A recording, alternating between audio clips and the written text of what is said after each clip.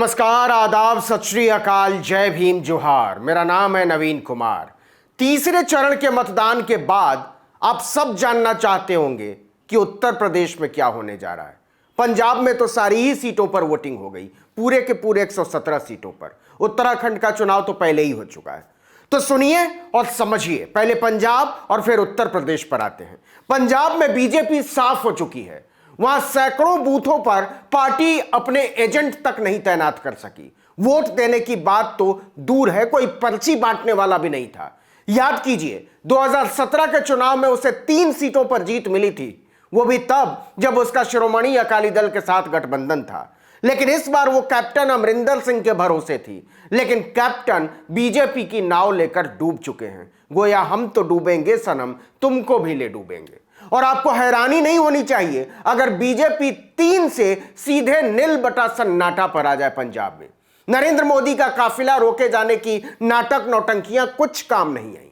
पंजाब में सीधे सीधे कांग्रेस और आम आदमी पार्टी के बीच मुकाबला है, वो भी कांटे का। पहले जरा उत्तर प्रदेश को समझ लेते हैं कि वहां क्या हुआ।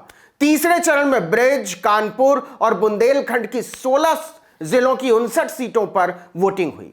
पिछले दोनों चरणों के मुकाबले इस चरण में जिले भी ज्यादा हैं और सीटें भी। इसमें औरैया है, फर्रुखाबाद है, कन्नौज है, इटावा है, एटा है, कासगंज है, झांसी, जालौन, ललितपुर, हमीरपुर, महोबा है। इसी में अखिलेश यादव की करहल सीट भी है, जिनके खिलाफ बीजेपी ने केंद्रीय मंत्री एसपी सिंह बघेल को उतारा है। इसे यादव बेल्ट कहा जाता है। लेकिन बीजेपी ने 2017 में गैर यादव पिछड़ी जातियों को एकजुट करके इतिहास ही बदल दिया था। इन 59 में से 49 सीटों पर बीजेपी ने जीत दर्ज कर डाली थी। अपने यादव बेल्ट में समाजवादी पार्टी 9 सीटों पर सिमट कर रह गई थी। कांग्रेस को सिर्फ 1 सीट मिली थी और दूसरे चरण की तरह ही बीएसपी खाता तक नहीं खोल पाई थी। इसी चरण में बुंदेलखंड की 17 सीटें आती हैं। पिछली बार 17 की 17 सीटें बीजेपी जीत गई थी। तो क्या इस बार भी ऐसा ही होने जा रहा है? तो इसका जवाब है नहीं, नहीं, नहीं। यह बात सच है कि बीजेपी ने अपने पुराने प्रदर्शन को दोहराने के लिए एड़ी चोटी का जोर लगा दिया था। लेकिन शाम होते होते उसकी समझ में आ गया कि साइकिल के पहिए ने कमल के फूल को बहुत बेरहमी से रौंदा है। दोपहर 1 बजे तक 36% वोट का पड़ जाना बताता है कि हवा का रुख किधर है। समाजवादी पार्टी सुबह से ही वोटिंग की रफ्तार और पोलिंग बूथ पर मशीनों की स्थिति को लेकर बहुत सचेत थी। समाजवादी पार्टी के कार्यकर्ता और वोटर भी इसे लेकर बहुत सजग थे। पोलिंग की शुरुआत होते ही पार्टी ने गड़बड़ी की शिकायतों की झड़ी लगा दी। 5 घंटे के भीतर उसने अपने आधिकारिक ट्विटर हैंडल से कोई 150 शिकायतें कर डाली। हर घंटे यह आंकड़ा बढ़ता जा रहा था। पहला ट्वीट समाजवादी पार्टी ने सुबह 8:03 पर किया था, लेकिन 12:20 पर उसने जालौन जिले की विधानसभा 221 बूथ नंबर 313 कमरा number 3 SR inter college Orai का एक वीडियो डालकर सनसनी मचा दी। इस वीडियो में एक नौजवान कह रहा है कि उसने वोट तो समाजवादी पार्टी के साइकिल निशान पर डाला था, लेकिन वीवीपैट से पर्ची निकली बीजेपी के कमल की।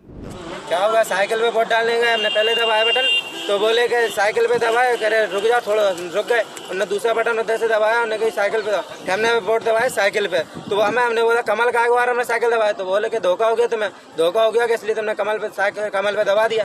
हमने आंखों से अपने हाथ से देख के हमने साइकिल पे दबाया, कमल पे कैसे किया ये? शिकायत करने वाला साफ कह रहा है कि जो बटन उसने दबाया, पर्ची उसके आधार पर नहीं निकली, अंदर से किसी और ने बटन दबाया था और उसके बाद जो पर्ची निकली वो बीजेपी के कमल छाप की थी। बटन उधर से दबाया, उन्होंने कही साइकिल पे, हमने वोट दबाया साइकिल पे, तो हमने बोला कमल का एक बार।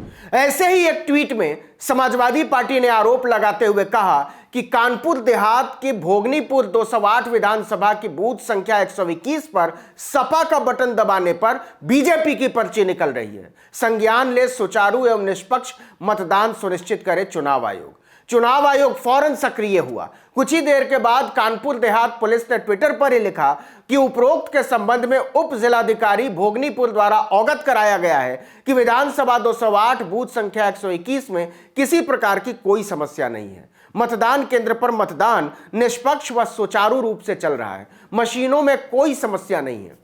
वहीं कानपुर की डीएम नेहा शर्मा का कहना है कि अभी तक 3 ऐसे मामले सामने आए हैं जिसमें मतदान की गोपनीयता भंग की गई। हमने तीनों मामलों में कार्रवाई की है। यह दोपहर की बात है। 11:58 पर समाजवादी पार्टी ने एक और ट्वीट किया। इटावा जिले की भरथना विधानसभा 201 बूथ संख्या 205 पर बीएलओ की पर्ची को पीठासीन अधिकारी मान्य नहीं कर रहे हैं, मतदान करने से रोका जा रहा है। जिला प्रशासन और चुनाव आयोग कृपया संज्ञान लें। जैसा कि हमने आपको बताया कि इस चरण में करहल की सीट पर बीजेपी ने अपनी पूरी ताकत झोंक दी है। वो किसी भी सूरत में अखिलेश यादव को हराना चाहती है।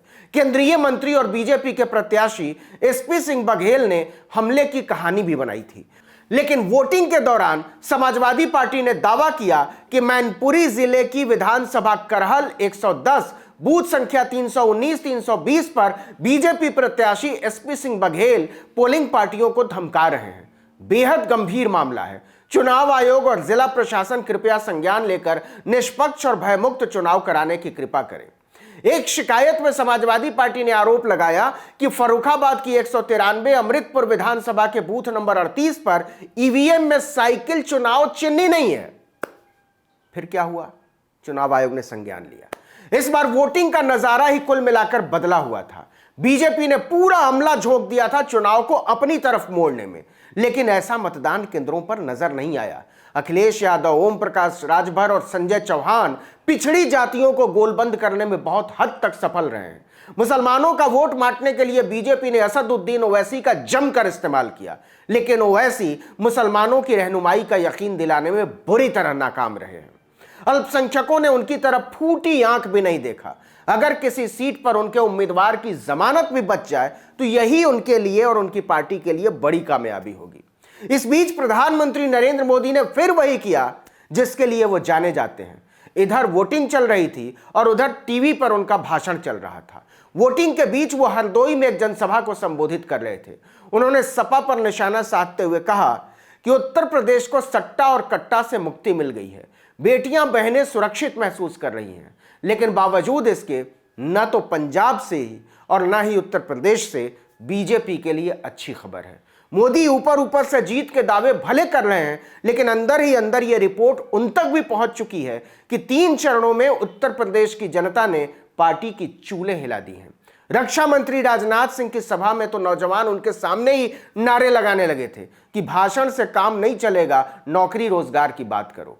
इसके राजनीतिक इशारे को समझने की कोशिश कीजिए, लेकिन बचे हुए 4 चरणों में बीजेपी ने अगर बढ़त बना ली तो वो अपनी सत्ता बचा भी सकती है। अभी भी आधे से ज्यादा चुनाव बचा हुआ है। अब सबकी निगाहें अवध और पूर्वांचल पर टिकी हुई है। इस वीडियो में इतना ही, लेकिन अगर आपने आर्टिकल 19 इंडिया को अब तक सब्सक्राइब नहीं किया है तो फौरन कर दीजिए, बेल आइकॉन दबाइए, घंटी जैसी आकृति, लाइक कीजिए और कमेंट करके बताइए हमारा वीडियो आपको कैसा लगा। यूट्यूब पर देख रहे हैं तो सब्सक्राइब, हमारे फेसबुक पेज को लाइक कर दीजिए, इंस्टाग्राम को फॉलो कर लीजिए, ट्विटर पर भी आप हमें फॉलो कर सकते हैं आर्टिकल 19 _ इंडिया पर। नमस्कार।